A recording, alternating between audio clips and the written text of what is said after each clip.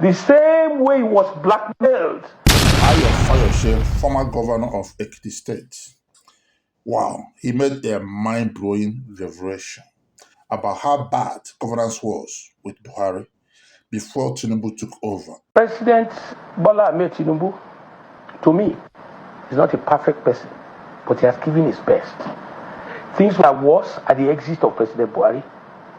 He took it upon himself to make things happen in a way that Nigeria is better off today than it was during Buhari. President Tinubu literally handed over government to himself by taking over from Buhari.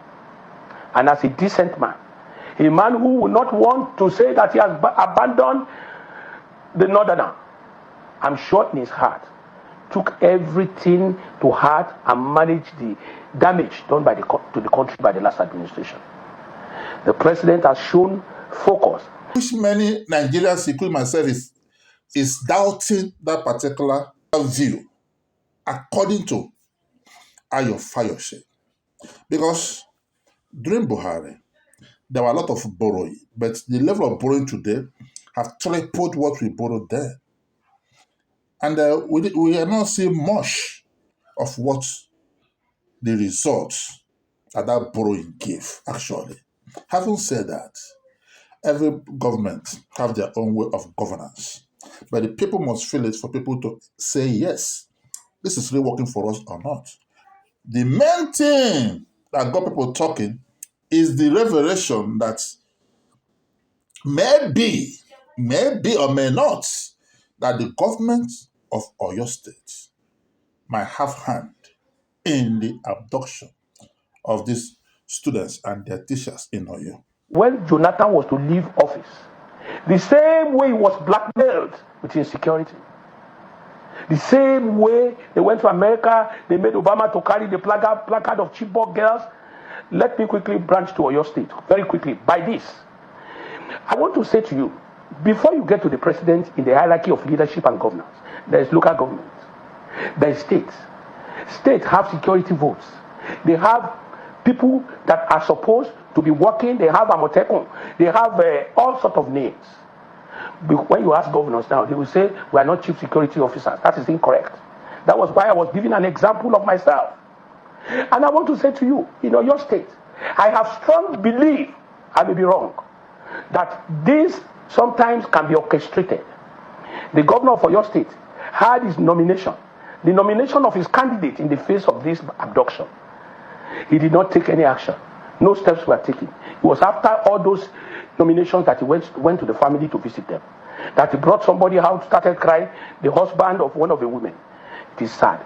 I can sometimes believe that this was orchestrated in a way, I'm not saying totally, by the government of Oyo State to blackmail President Tinubu, in a way.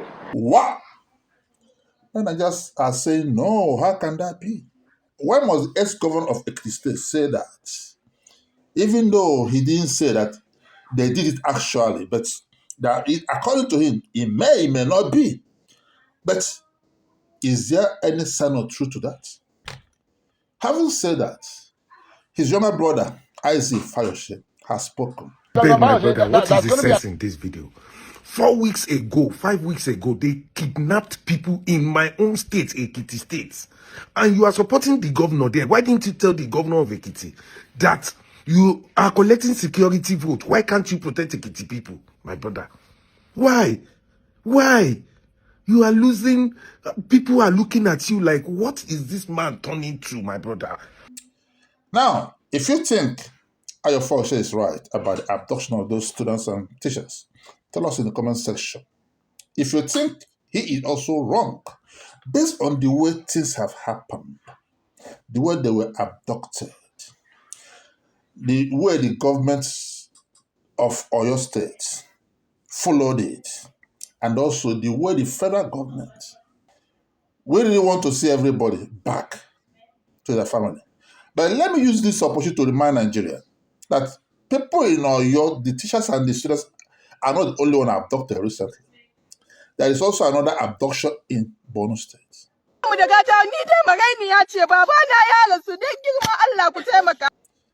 Over for certain people, according to the information we're hearing. and they need to be taken into consideration also. The important is that banditry must stop in Nigeria. Whatever everybody needs to do, or the government or they need to do to put a stop to it, they should do it. And I'm very convinced in me that if this President Tinubu's government can put a stop to banditry today, he will definitely win the next election. But if he don't, no magic, no rigging, whatever it is, can make him win that election.